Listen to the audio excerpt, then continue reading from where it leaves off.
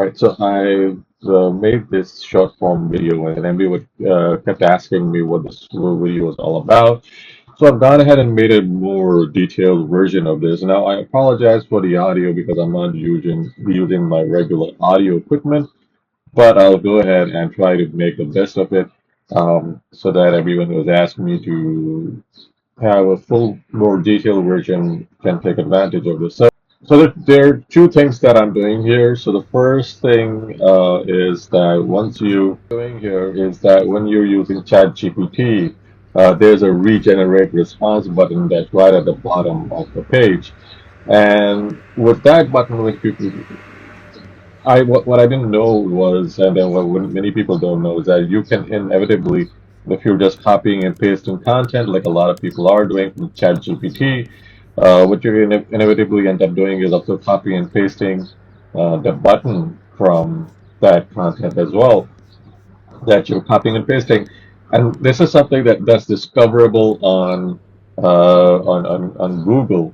So if you just use these search operators, so if I use this search operator right here, I can, yeah, it's regenerate response, and then it's Chat GPT, and just put in the keyword that you're trying to find people that are using duplicate just put in the keyword for the niche that you're trying to find where websites are using regenerated content. And in my case, I started with dog training.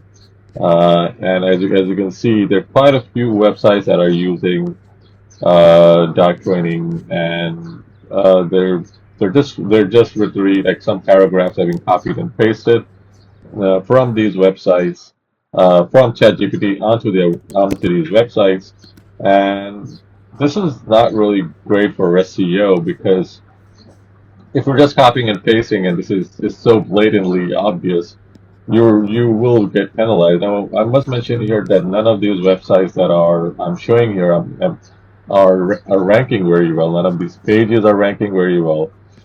I know, but uh, the good news is the vast number of websites that I found using this. The majority of the website is not made up of copied and pasted ChatGPT content. So I imagine that some of their pages might be ranking. So the other thing I did was I tried to dig into how many pages of these websites may be using duplicate content. So I found this real good green energy website.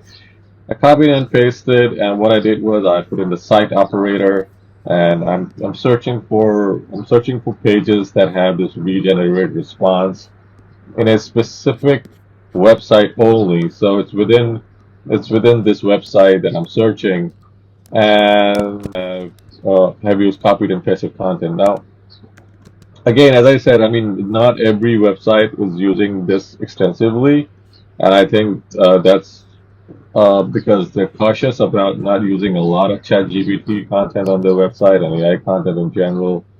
And that's a good thing because if you're trying to rank a website, you don't want to be using a lot of AI content, even if you think it's helpful, because the way Google defines it if the content is helpful and if the content is original.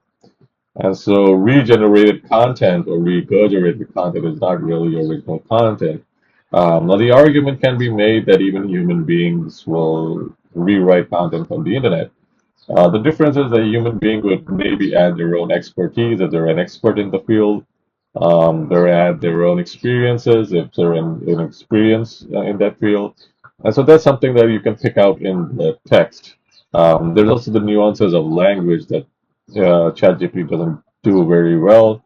If you're a native speaker and or if you have been speaking English long enough, you can tell if those nuances in the language are there, which is not apparently available if you're using AI content and without editing it extensively at least.